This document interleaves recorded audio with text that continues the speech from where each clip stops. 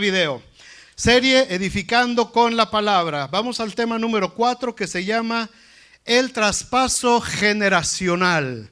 El traspaso generacional. La semana pasada hablamos acerca de que tenemos en el Señor, en Cristo, de acuerdo a Primera de Pedro 1, una herencia, ¿se acuerdan? Hablamos, una herencia incorruptible, incontaminada e inmarcesible, es decir, que no se marchita. Es la herencia que tenemos por medio de Jesucristo, y hablamos de por lo menos 3 áreas que involucran esta herencia. Número 1, la confianza en la provisión de Dios. Hablamos de el amor por la palabra de Dios y el amor por la obra de Dios. Desde luego que esto no es toda la herencia, ¿verdad? La herencia que recibimos del Señor es muchísimo más. Lo que hablamos la semana pasada solamente fueron 3 aspectos muy prácticos que podemos poner en nuestra vida todos los días. Pero hay mucho más que lo vamos descubriendo cada vez que leemos la Biblia. Recuerden que este es nuestro testamento, ¿verdad? Si alguno de ustedes le ha heredado el papá, la mamá, el abuelo, siempre el trámite es que tienen que ir donde está el licenciado, el abogado, el notario, el juez, para que entonces se dé lectura, dice, al testamento, ¿verdad? Y se tiene que abrir el testamento, y entonces el juez, ahí muy ceremonioso, se pone sus lentes, y yo como parte de... Y tú estás, ¿qué me dejó? Dice aquí que es mi voluntad, estando en pleno uso de mis facultades. ¡Ya, que me dejó! Te dejo a mi gato para que lo cuides. Y se lee el testamento. Y ya sabes a lo que tienes derecho dentro de tu herencia. Para nosotros, este es nuestro testamento, ¿verdad? De hecho, le decimos el Antiguo Testamento y el Nuevo Testamento. Así es que esta es nuestra herencia. ¿Cómo voy a saber a qué tengo derecho como hijo de Dios? Pues lo tengo que leer. Si no leo el testamento, pues no sé cuál es parte de mi herencia. Y muchas veces en diferentes áreas de mi vida voy a estar viviendo pobremente espiritualmente, pobremente emocionalmente y pobremente también financieramente, porque no he leído a lo que tengo derecho como hijo de Dios. No entiendo cuál es mi herencia, y si no la conozco, pues no la puedo usar y no la puedo disfrutar. De eso hablamos la semana pasada, pero hoy quiero que hablemos acerca de la importancia del traspaso generacional. No basta con que conozcamos nuestra herencia y que nosotros la disfrutemos si nosotros no se la traspasamos a esta pequeña generación que viene atrás de nosotros. ¿De qué sirve que yo conozca mi herencia? ¿De qué sirve que yo viva dentro de mi herencia si no tengo cuidado de traspasársela a la siguiente generación? Ese es el traspaso generacional. Fíjense lo que dice la Biblia respecto a la generación de Josué en el libro de Jueces capítulo 2. Jueces capítulo 2, estos versículos son unos versículos muy tristes en la Biblia. Son de los versículos que a mí me causan más confusión y me causan más depresión y me causan inquietud, porque es una advertencia tremenda. Jueces capítulo 2, versículo 7. El versículo 7 dice: el pueblo había servido a Jehová todo el tiempo de Josué y todo el tiempo de los ancianos que sobrevivieron a Josué, los cuales habían visto todas las grandes obras que él había hecho por Israel. Versículo 8.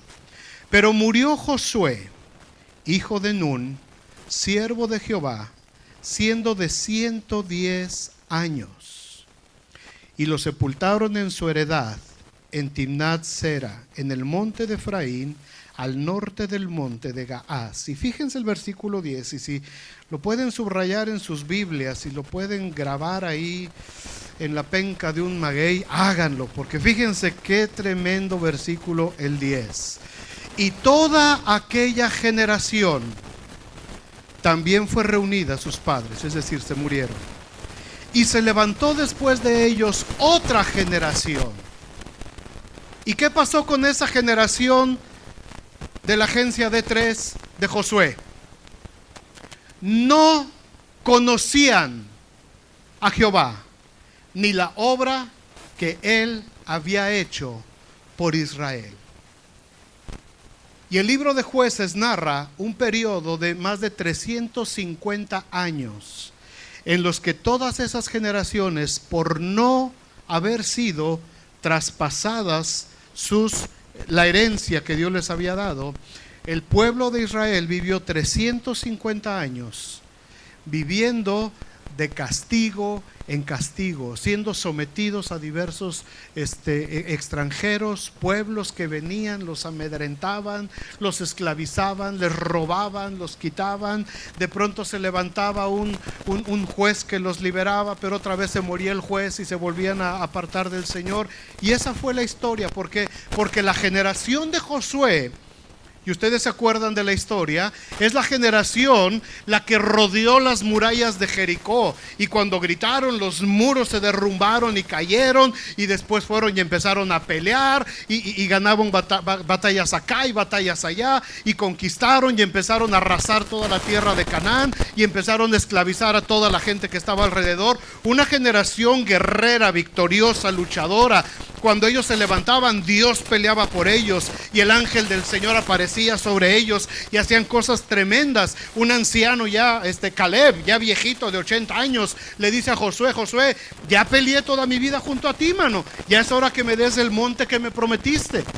¿Cuál era el monte que quería Caleb? El monte de los anaseos, donde vivían todos los gigantes, de donde iban a descender después Goliat y todos esos gigantes.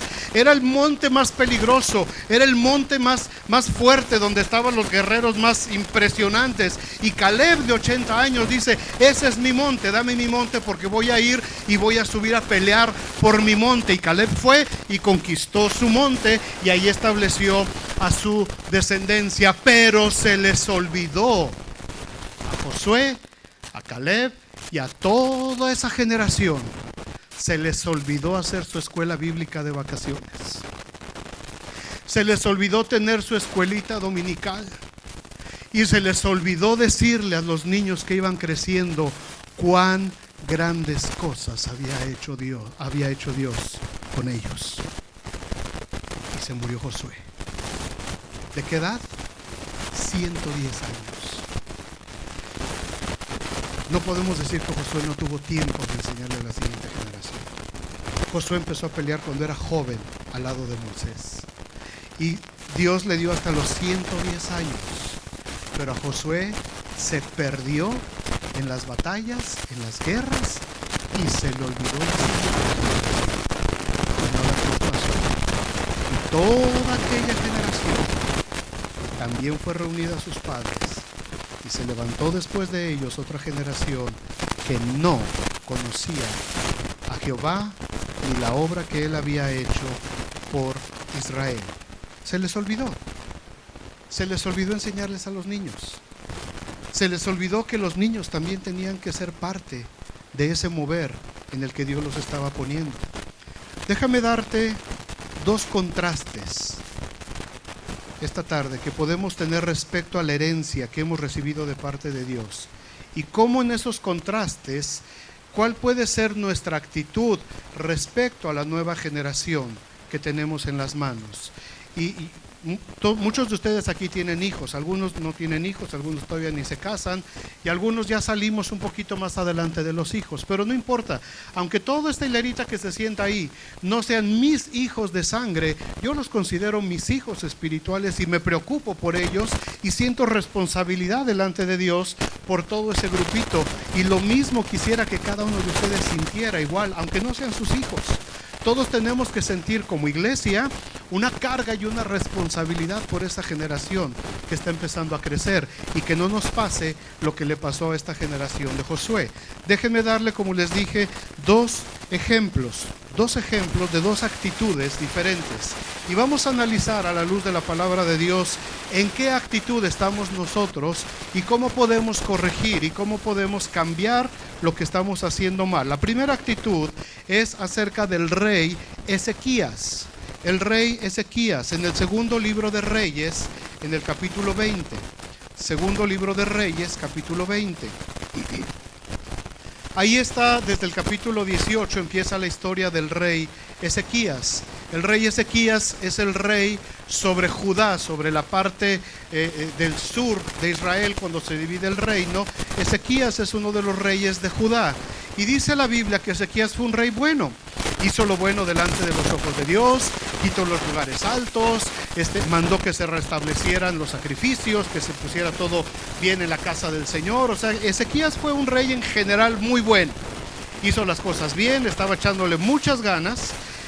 Destruyó los ídolos, hizo muchas grandes por su pueblo, pero cae gravemente enfermo el rey Ezequías. Y viene el profeta Isaías a su casa y le dice al profeta Ezequías que está en cama: necesitas arreglar tus asuntos, necesitas arreglar tu vida, porque ya te vas a morir. De parte del Señor te lo vengo a decir. Imagínense qué bonita noticia, ¿no? Que te caiga ahí el profeta y que diga: vengo a decirte una noticia de parte de Dios. Y tú dices: ya viene para sanarme. No, te vas a morir, le dice. Y necesito que arregles tu casa y que te pongas en cuentas. Y se va Isaías. Y dice la Biblia que el rey Ezequías volvió su rostro contra la pared y empezó a orar y a clamar al Señor. Y dijo: Señor, dame chance de vivir un poquito más. Y el Señor dice que oyó su arrepentimiento y dice que le concedió 15 años más de vida al rey Ezequías. Y dice que cuando Isaías iba saliendo, dice que Dios le habla a Isaías y le dice: Isaías, regrésate y dile a Ezequías que sí, yo escuché su oración y que le voy a dar 15 años más. Y revoca entonces el Señor la orden de la muerte de Ezequías y dice que la sombra retrocedió 10 grados. Es decir, la tierra estaba girando, se detiene, se enfrena y se regresa al revés, 10 grados, 10 horas. Y Dios restaura la cosa desde antes de haberle dicho el juicio a Ezequías. Imagínate lo que tuvo que hacer Dios y el tamaño de oportunidad que le dio Dios a Ezequías. Le echa 15 años más. Ezequías pudo haber hecho muchas cosas, pero comete un grave error. Versículos 12 al 15, en 2 de Reyes 20, dice que vienen mensajeros de Babilonia, del rey de Babilonia, que era de sus peores enemigos. Vienen a visitarlos. ¿Y qué es lo que hace Ezequías? Dice que les envía presentes porque había oído que Ezequías había caído enfermo. El siguiente versículo dice que Ezequías les dice y empieza a presumir y a hacer alarde de todo lo que tiene. Empieza a decirles: miren, vengan a ver todo lo que tengo. Y Ezequías los oyó y les mostró toda la casa de sus tesoros: plata, oro, especias, ungüentos preciosos, y la casa de sus armas, y todo lo que había en sus tesoros. Ninguna cosa quedó que Ezequías no les mostrase, así en su casa como en todos sus dominios. ¿Qué tenía Ezequías que estar enseñándole a sus enemigos todo lo que tenía? Si tú sabes de alguien, conoces a alguien que tiene fama de que tiene las uñas medias largas y viene a tu casa porque se enteró que estabas enfermo y te viene a visitar y dices: ay, amasita, guarden las carteras, ¿verdad? Tú cometerías el error de a esa persona que sabes la fama que tiene y que a lo mejor ya estuvo 2 o 3 veces bajo la sombra, porque, ¿verdad? Tú le digas: ay, mira, Paz, ay, qué bueno que viniste, ven aquí a mi recámara. Ah, mira, aquí es donde mi mujer guarda todas sus joyas, y aquí es donde yo guardo todos mis relojes, mis Rolex de oro que tengo. Acá los guardo yo todos. Pero aquí no guardo todo el dinero principal, porque pues es peligroso. El dinero principal lo tengo acá, mira, detrás de este cuadro se abre y aquí está una caja especial, aquí lo guardo todo. ¿Harías eso? Pues no, en tu sano juicio no lo haces. Ezequías cometió ese grave error. Sabía que Babilonia, el rey de Babilonia, estaba conquistando todas las ciudades y todos los reinos de alrededor. Y cuando le envían los mensajeros, Ezequías le muestra todos los tesoros y todo lo que hay. ¿Cómo se le hicieron los ojos a los babilonios? Más que grandes, ¿verdad? esto tiene el reyecito Ezequías. Y Dios tiene que darle una condena a Ezequías. Cuando Dios le reprocha, el versículo 14, cuando Dios le reprocha a Ezequías, viene el profeta Isaías y le dice: ¿qué dijeron aquellos varones? ¿Y de dónde vinieron a ti? Y Ezequías le respondió: de lejanas tierras han venido, de Babilonia. Versículo 15. ¿Y qué les dijiste? ¿Y qué les mostraste? ¿Qué vieron en tu casa? Y Ezequías respondió: vieron todo lo que había en mi casa. Nada quedó en mis tesoros que no les mostrase a la gente equivocada. Y viene entonces la sentencia de Dios, otra vez por medio del profeta Isaías, versículo 16. Entonces Isaías le dijo a Ezequías: oye, palabra de Jehová. He aquí vienen días en todo lo que está en tu casa, y todo lo que tus padres han atesorado hasta hoy será llevado a Babilonia, sin quedar nada, dijo Jehová. Y de tus hijos que saldrán de ti, que habrás engendrado, tomarán y serán eunucos en el palacio del rey de Babilonia. Entonces Ezequías le dice a Isaías: la palabra de Jehová que has hablado es buena. Después dijo: habrá al menos paz y seguridad en mis días. ¿Escucharon lo que le dijo el profeta? ¿Oyeron la sentencia que le dio el profeta? Le está diciendo el profeta Isaías al rey: la herencia de tus padres, todo lo que se ha venido acumulando desde David hasta este día, te lo van a quitar.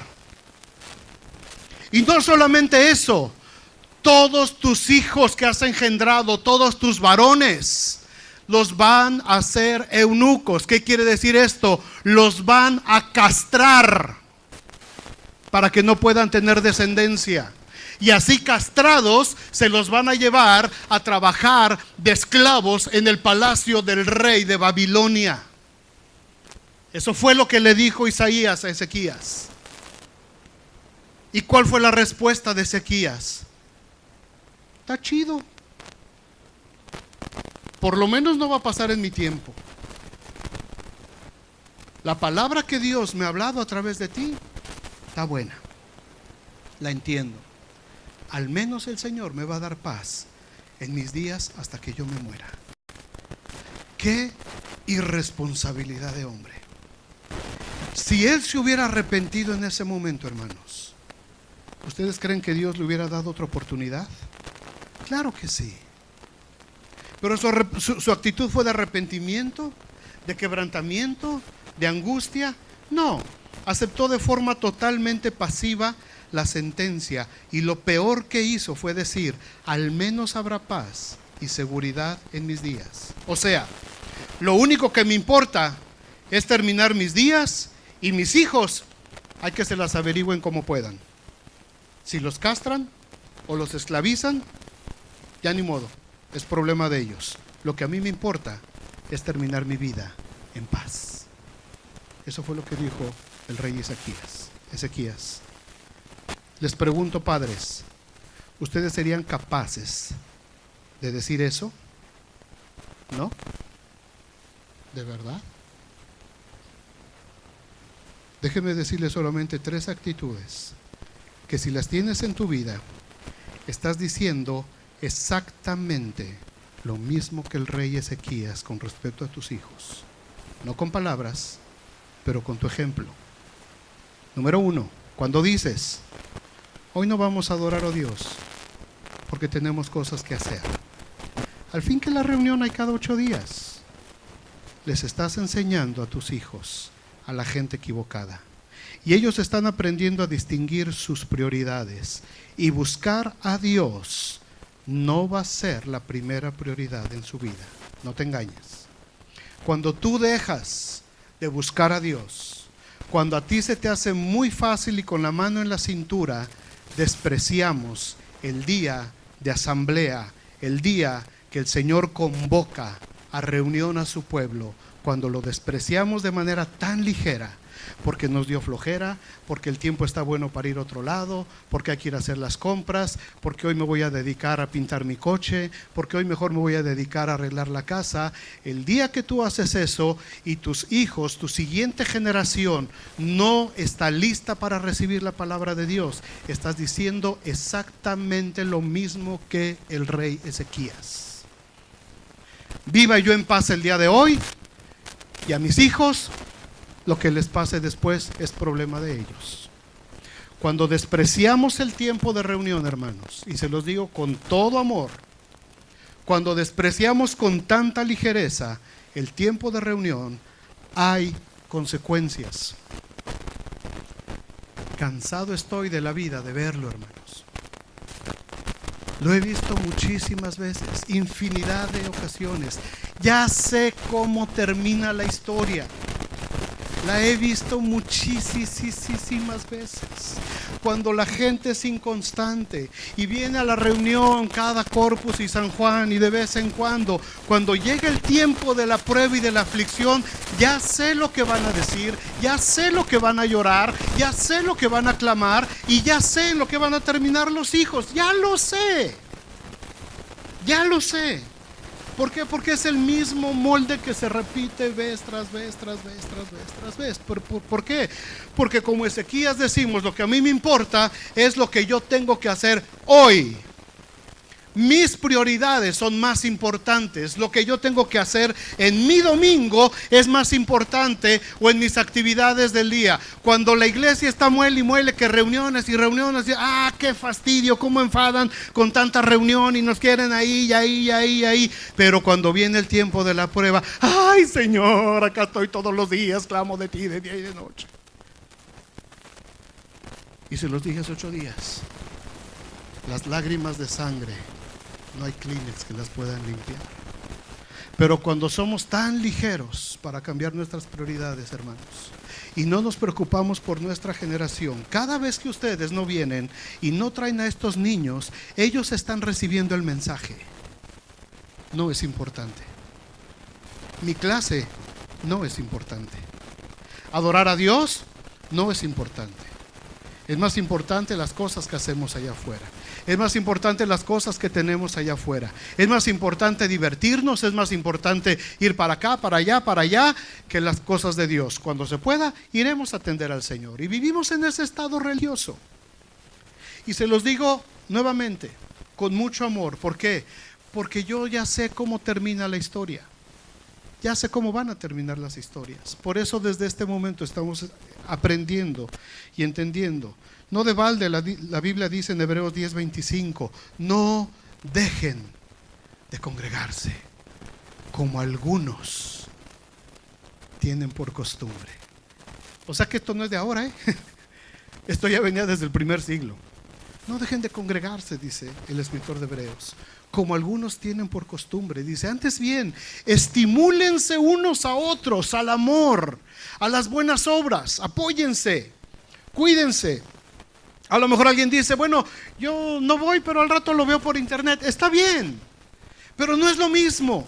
Dios quería hacer algo contigo, a lo mejor no a través de la predicación, a lo mejor a través de alguien que pasó a dar un testimonio, a lo mejor de alguien que te saludó y te dijo algo, o a lo mejor alguien te preguntó algo y te dio una palabra de parte de Dios. Cuando el pueblo de Dios se reúne, hermano, pasan muchas cosas. Lo más importante no es solamente el tiempo de la predicación o de la alabanza, la convivencia, el tiempo de la oración. Pasan muchas cosas y no las perdemos. Y lo peor, dejamos que nuestros hijos también las pierdan. Segunda actitud, cuando pasan los días y no te sientas con tus hijos a leerles las grandes cosas que Dios ha hecho con su pueblo, estás levantando una generación que no conoce al Señor. ¿Cuándo fue la última vez que leíste la Biblia con ellos? ¿Cuántas veces esta semana les preguntaste y les ayudaste a memorizar su versículo bíblico? ¿Cuántas veces lo hicimos esta semana? ¿Cuánto tiempo pasaste con tus hijos ayudándoles a memorizar su versículo bíblico? ¿O te sentaste con ellos a leerles una historia de la Biblia? Si no lo estamos haciendo, hermanos, estamos levantando una generación que no conoce al Señor y no va a conocer las grandes cosas que Dios está haciendo con su pueblo. Tenemos que invertir tiempo, porque no podemos decir solamente, es que este es asunto de los maestros de la escuela dominical. Para eso lo llevo a la iglesia, para que... No, los maestros hacen su trabajo y hacen lo que pueden, pero no es igual solamente una hora de escuela dominical a que todos los días ustedes puedan pasar un ratito, 10, 15 minutos, pasar con los hijos. Es que no tengo tiempo. Sí tenemos tiempo. Decía la hermana Chimultrufia, no nos hagamos tarugos. ¿A poco no? La neta. Hay tiempo. Lo que no hay son ganas. Porque cuando estuvo el mundial, tuviste tiempo hasta como para 3 partidos al día. ¿A poco no? Y viva México y no fue penal. Pero a la hora de sentarte 15 minutos a repasar el versículo bíblico, a ver, chamaco, ya te lo sabes, dímelo. Escrito está del árbol. Y tú estás acá con la telenovela. ¿Cómo? Escrito está del árbol del bien.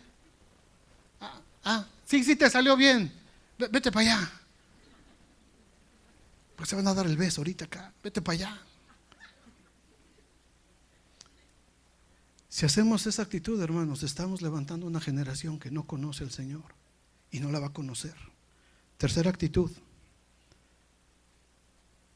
cuando no oras e intercedes todos los días luchando por tus hijos en oración. Cuando no oras e intercedes todos los días luchando por ellos en oración. Primera de Pedro 5:8 dice, porque vuestro adversario el diablo, como león rugiente, anda alrededor buscando a quien devorar. Y si les gusta ver a ustedes Discovery Channel, National Geographic, esos canales, y si ven un programa que se llama Diario de Grandes Felinos, que habla de puros grandes felinos, se van a dar cuenta que a los grandes felinos, leones, jaguares, chitas, panteras y todo ese tipo de animales, lo que le gusta son los chiquitos, porque son las presas más fáciles. Andan buscando en medio de la manada dónde están los bebés, dónde están los recién nacidos, los más vulnerables de la manada. Y están pacientemente y los rodean y los rodean. Y ahí está el jaguarcito y se agacha, levanta las orejitas, se sacude. Hay un chiquito descuidado, a ver, ahorita y empieza. Ya está, ya lo tiene visto. Y cuando se descuida el chiquito y la mamá, ¿y dónde está la mamá?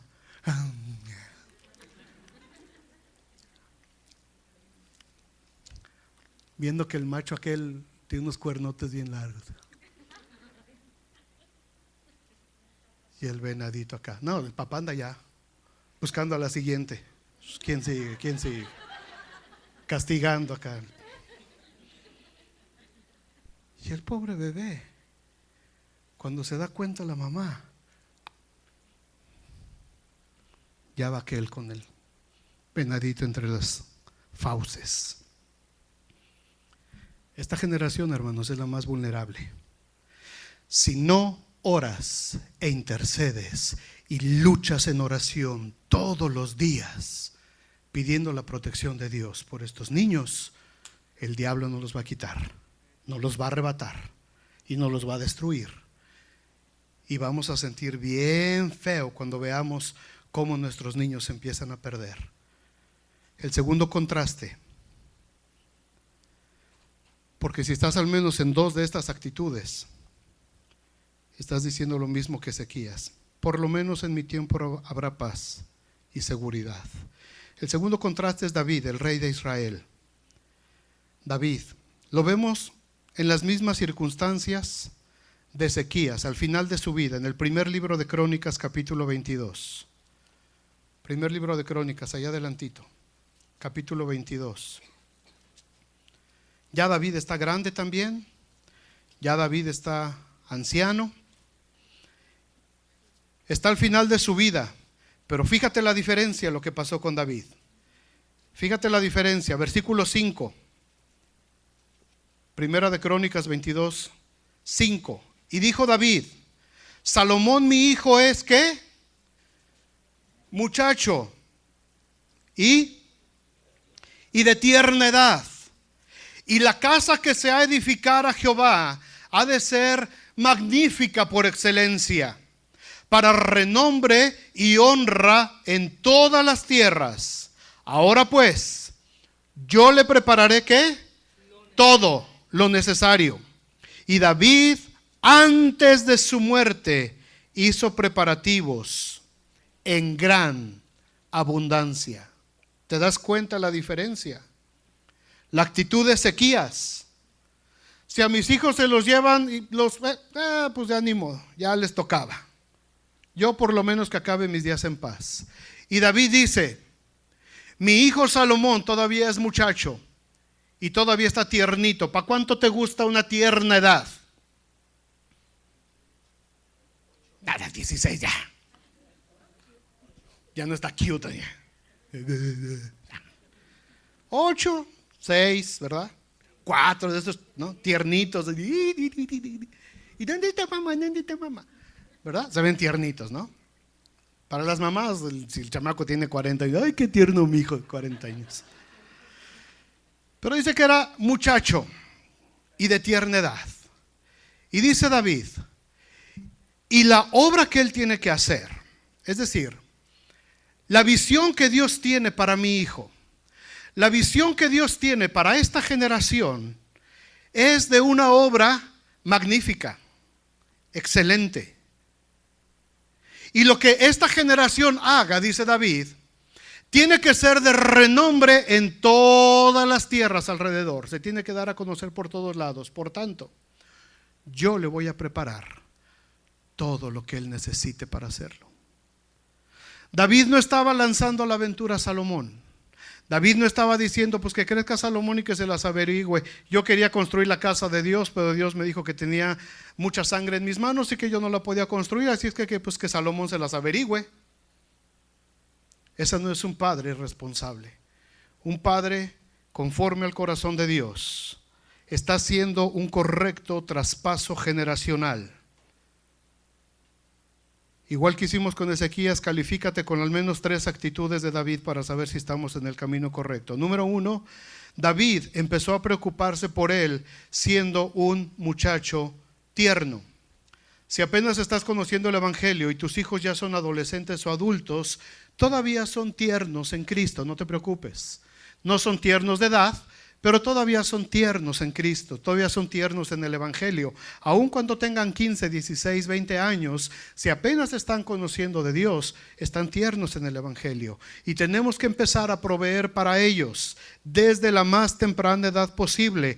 Los que ya tuvieron la bendición de llegar a Cristo y traer a sus niños chiquitos de edad, ya es una bendición grande para ustedes, porque esos niños tienen más seguridad y van a tener más probabilidades de crecer dentro del camino del Señor. Empezó a preocuparse por él siendo todavía un muchacho tierno. 2, la obra que sabía David que se tenía que hacer y que le iba a tocar a su hijo Salomón, era una obra que tenía que ser excelente y de renombre, es decir, una gran labor.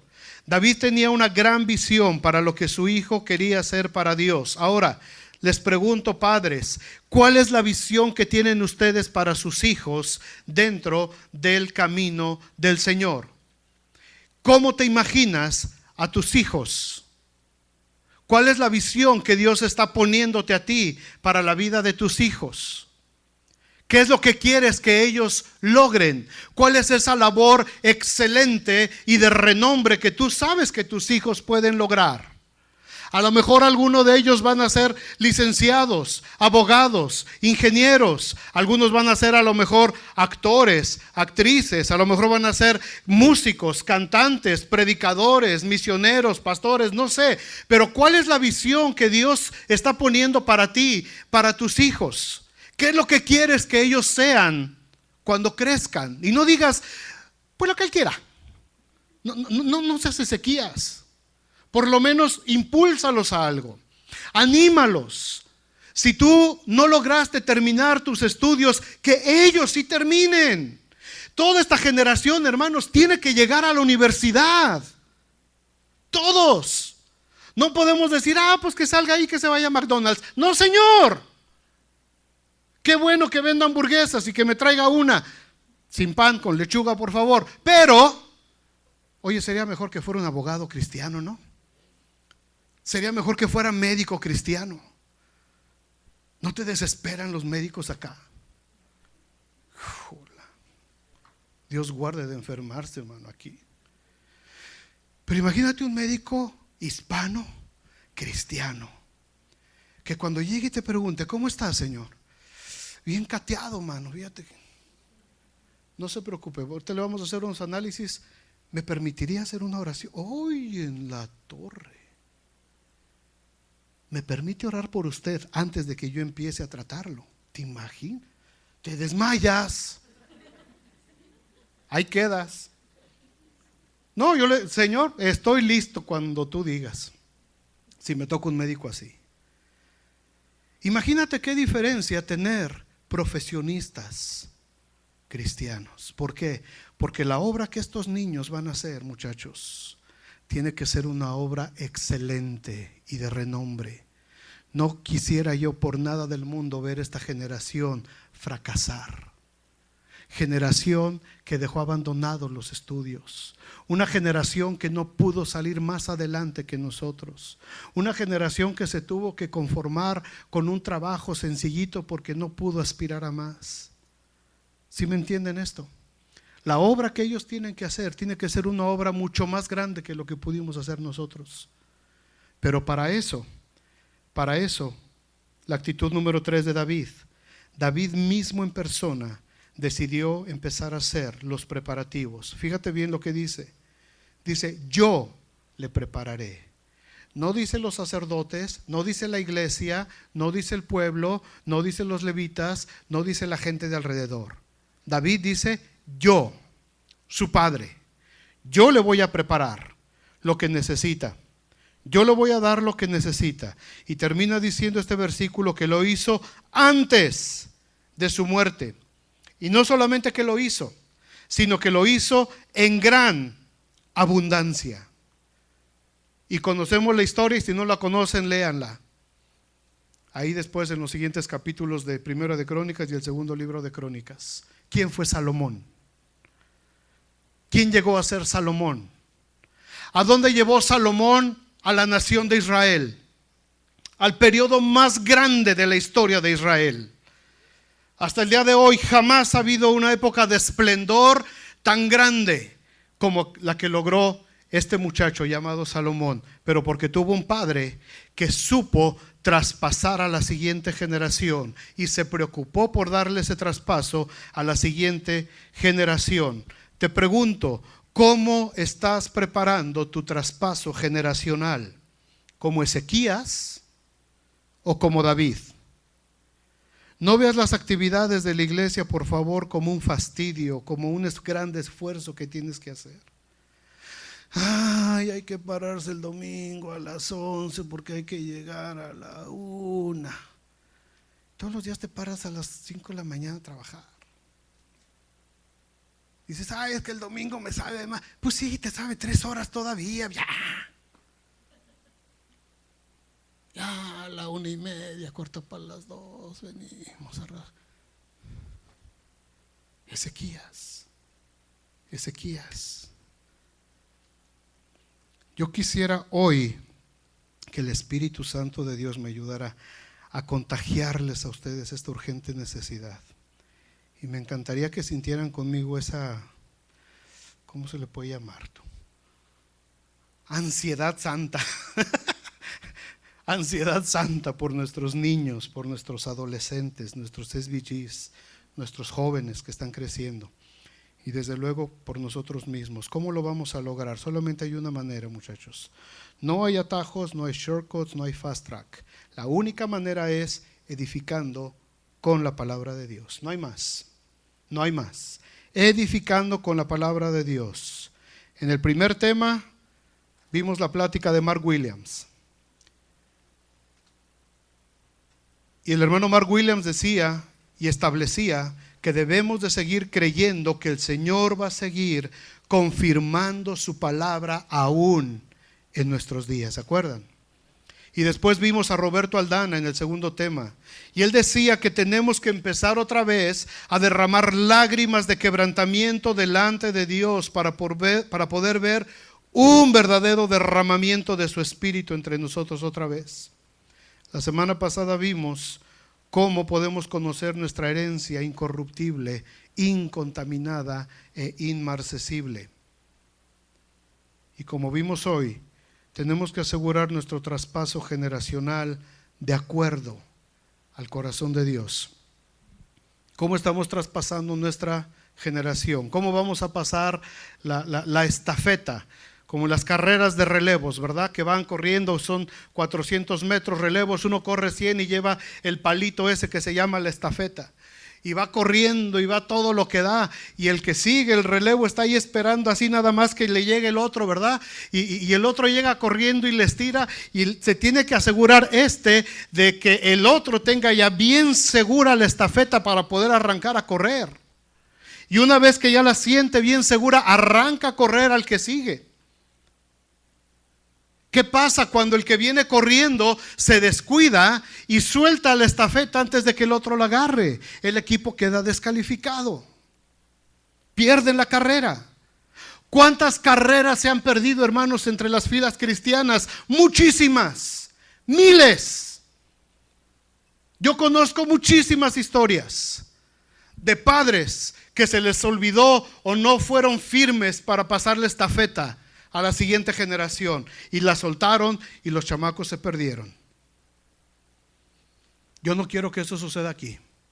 Y la palabra de Dios es clara y la palabra de Dios es viva y es eficaz y más cortante que una espada de dos filos. Y nos viene a cortar y nos viene a convencer y nos viene a redarguir y cada uno de nosotros tiene que tomar lo que le toca. Y si yo estoy actuando como Ezequías, tengo que enderezar el rumbo porque mi Dios es un Dios de misericordia y mi Dios es un Dios de segundas oportunidades y mi Dios me sabe perdonar y Dios me va a ayudar a corregir el rumbo para que mis hijos no se pierdan y para que mis hijos no se vayan cautivos, castrados a Babilonia. Y mis hijos puedan desarrollar la obra que Dios quiere para ellos. Los tenemos que impulsar, hermanos, y no va a ser fácil. Tenemos que trabajar por ellos y no va a ser fácil. La gente que va a trabajar esta semana en VBS, ¿creen que es fácil? No es fácil. No es fácil. No es nada fácil estar toda la semana trabajando con los niños y haciéndolos bailar y haciéndolos brincar y haciéndolos que memoricen y disfrazándote y haciéndole esto y cocinándoles de acá y allá. No es fácil, pero lo tenemos que hacer. Lo tenemos que hacer. Y después de eso, no es fácil prepararse también para cada semana estarles dando su clase a los niños aquí. Ayer otra vez compramos ya el material que viene, $400 de material para el nuevo semestre que viene para nuestros niños.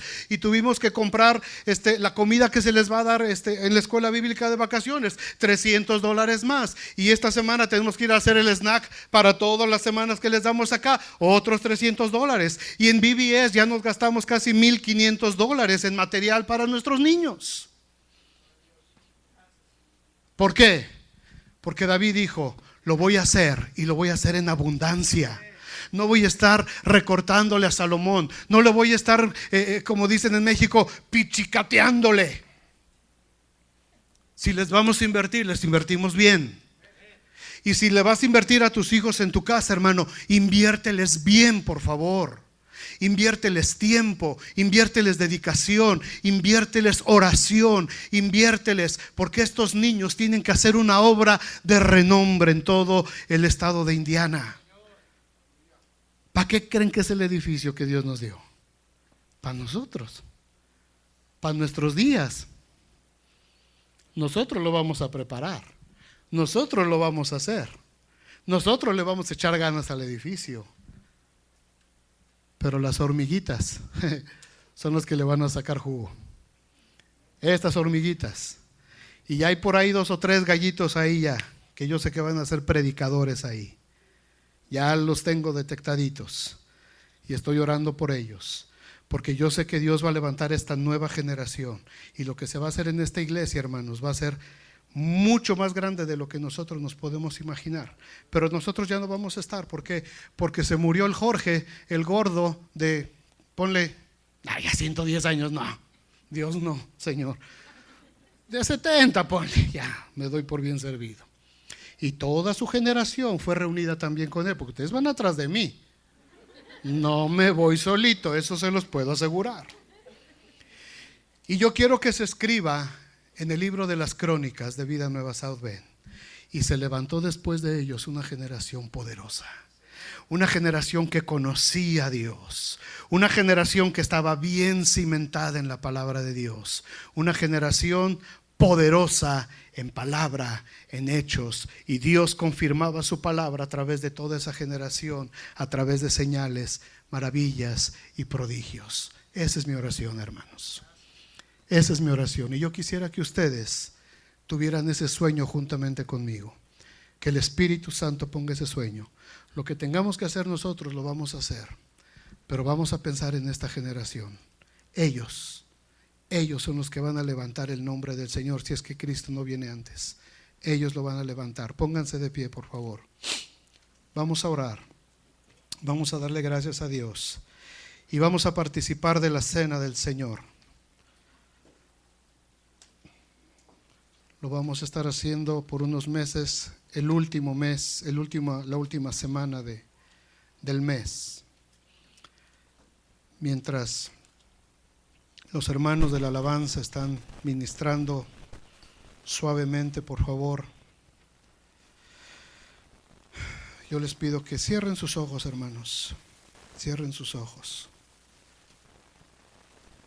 y que piensen en esto que les acabo de hablar.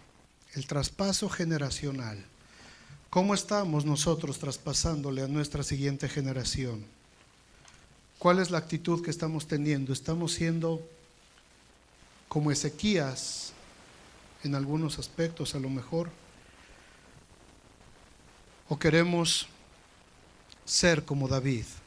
Queremos empezar a ser como David. Y queremos empezar a preparar en abundancia al Señor. El Señor no escatimó, dice la palabra de Dios, que Él no escatimó la vida de Jesús. Y Él dio hasta la última gota de su sangre por nosotros, para que nosotros pudiéramos tener vida eterna, para que nosotros pudiéramos tener la bendición de ser llamados hijos de Dios.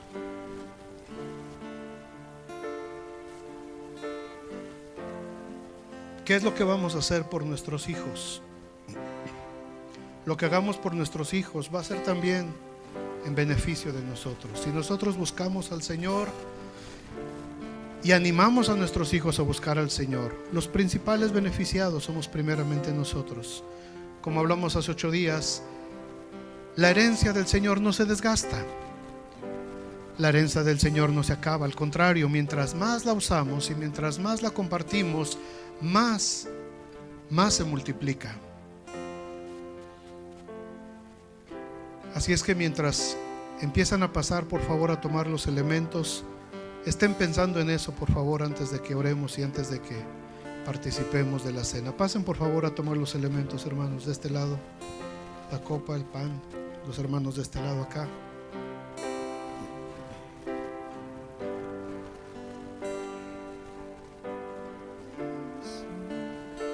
Salvador eterno, Dios de toda la creación, Redentor divino, Dios, a ti me rindo, la gloria te doy. Dios del universo, Salvador eterno, Rey de toda la creación, Redentor divino, Dios, a ti me rindo, la gloria te doy.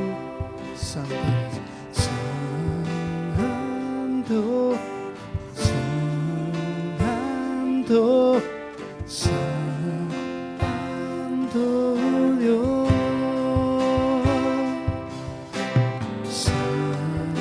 Santo,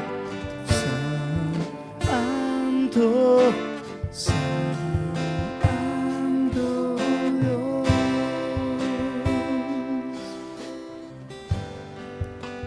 Dios del universo, Salvador eterno, Rey de toda la creación, Redentor divino, Dios, a ti me rindo, la gloria a ti. Dios del universo, tú eres el Rey, Señor. Dios del universo, Salvador eterno, Rey de toda la creación, Redentor divino, Dios, a ti me rindo, la gloria te doy. Y diré santo a Él. Santo, santo, santo Dios. Santo, santo, santo Dios. A través de la cena del Señor, hermanos, el Señor nos hace un llamado a la unidad. Y yo creo que en este tiempo que estamos viviendo como iglesia es muy importante hablar de la unidad. Necesitamos estar hoy más unidos que nunca. Necesitamos estar juntos en los proyectos que estamos haciendo y lo que Dios quiere hacer a través de nosotros y de la siguiente generación. Déjenme leerles lo que dice Pablo en 1 Corintios capítulo 11, cuando reprendió a la iglesia de Corinto porque estaban pasando cosas que no eran correctas dentro de la iglesia. Y dice, pues en primer lugar, cuando se reúnen como iglesia, oigo que hay entre ustedes divisiones, y en parte lo creo, porque es preciso que entre vosotros haya disensiones, para que se hagan manifiestos entre vosotros los que son aprobados. Cuando pues se reúnen ustedes, esto no es comer la cena del Señor. Porque al comer cada uno se adelanta a tomar su propia cena, y uno tiene hambre y el otro se embriaga. Pues ¿qué no tenéis casas en que comáis y bebáis? ¿O menospreciáis la iglesia de Dios y avergonzáis a los que no tienen nada? ¿Qué os diré? ¿Os alabaré? En esto no os alabo. Y entonces Pablo establece cuál es el verdadero propósito de tomar la cena del Señor. Porque yo recibí del Señor lo que también os he enseñado, que el Señor Jesús, la noche que fue entregado, tomó pan, y habiendo dado gracias, lo partió y dijo, tomad, comed, esto es mi cuerpo que por vosotros es partido, haced esto en memoria de mí. Asimismo tomó también la copa después de haber cenado, diciendo, esta copa es el nuevo pacto en mi sangre, haced esto todas las veces que la bebiereis en memoria de mí. Así pues, todas las veces que comiereis este pan y bebiereis esta copa, la muerte del Señor anunciáis hasta que Él venga. Este es el propósito de la cena del Señor. El propósito de la cena del Señor es anunciar la muerte, la resurrección y el pronto regreso de Cristo nuevamente por su iglesia. Así es que en primer lugar vamos a tomar el pan. Por favor, tomen el pan y vamos a darle gracias a Dios por ese cuerpo que fue partido en esa cruz por nosotros. Padre, muchas gracias. Jesucristo, te adoramos, porque tus brazos fueron extendidos sobre esa cruz para que nosotros pudiéramos tener sanidad y vida eterna. Porque hasta que tu cuerpo fue totalmente molido y triturado, Señor, el castigo de nuestra paz fue sobre ti. Y por eso, Señor, en esta hora te damos gracias. Y al partir este pan y comerlo, Señor, recordamos solamente que pronto tú vendrás nuevamente por nosotros. Y algún día estaremos tomando este pan y este vino, Señor, en tu presencia. En tu nombre, Señor, comemos el pan. Parte el pan y come.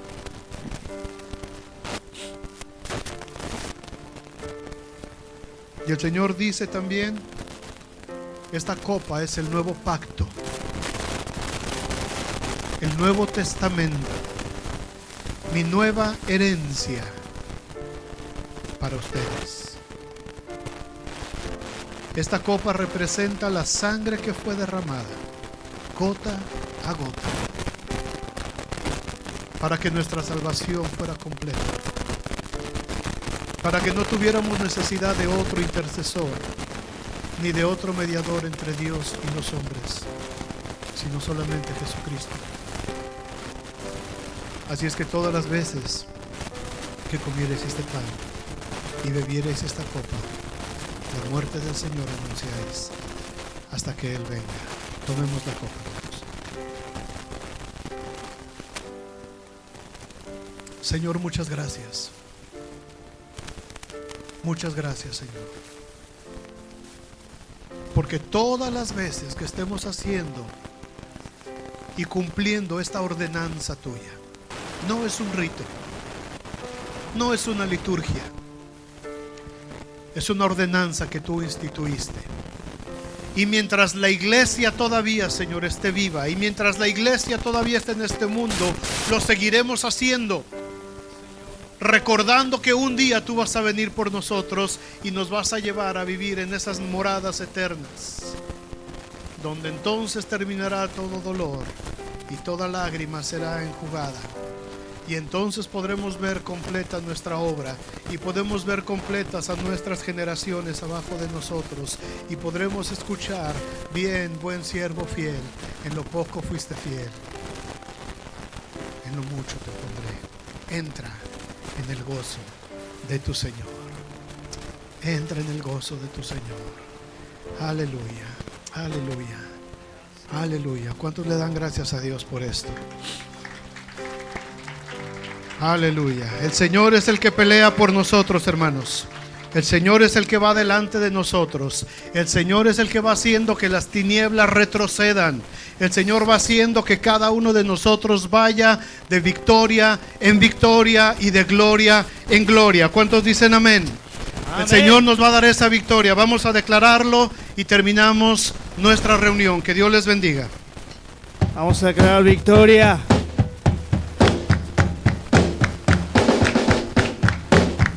Esa es otra canción nueva, así como están paneando las coristas, a ver. Así.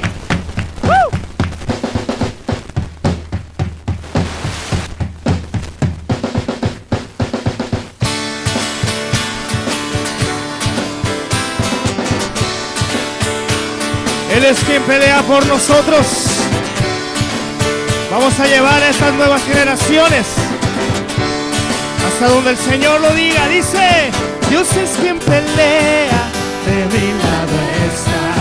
Él es vencedor, sí, Él es vencedor.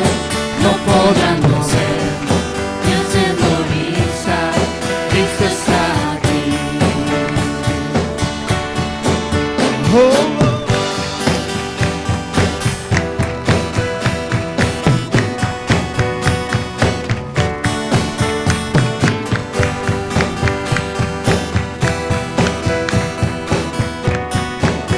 Nuestras cargas lleva. Nuestras cargas lleva y cae el temor. Él es vencedor. Sí. Él es vencedor. No podrán movernos. Atemoriza. Cristo está aquí. Viviré, viviré, no moriré. Resucito para vencer. Él vive en mí. Yo soy en Cristo Jesús.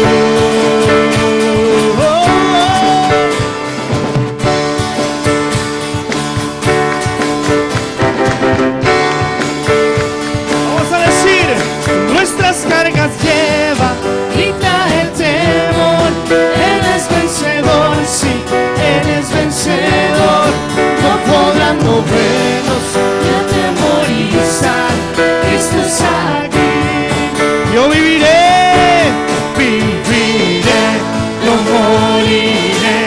Resucito para vencer. Él vive en mí.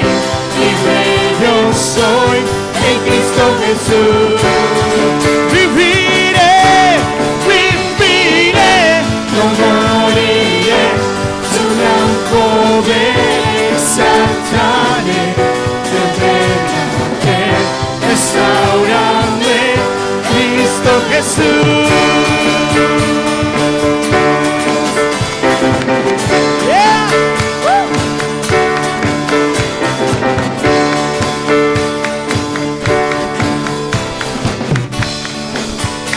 A ver, de esta manera decimos. Sí.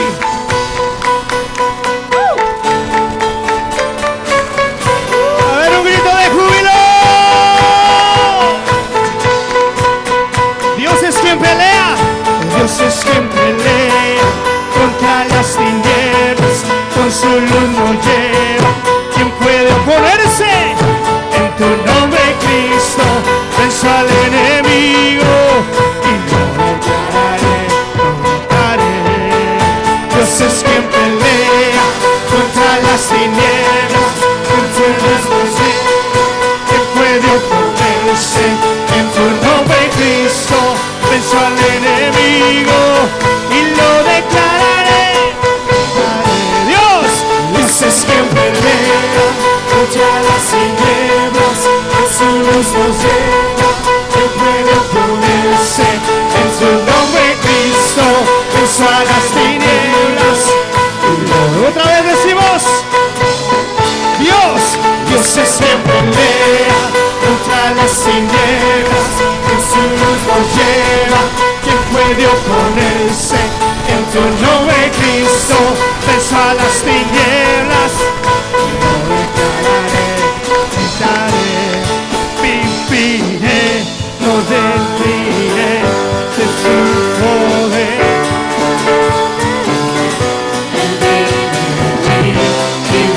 Yo soy en Cristo Jesús.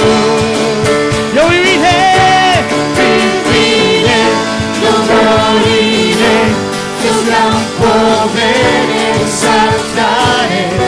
recuérdate, Besándome en Cristo Jesús. yo viviré y no moriré, dice, viviré, no moriré. Resucitó para vencer. Él vive en mí y de yo Soy en Cristo Jesús. Yeah.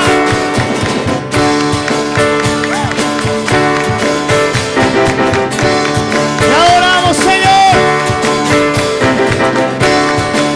Dale un aplauso fuerte a Él. Gracias, Señor.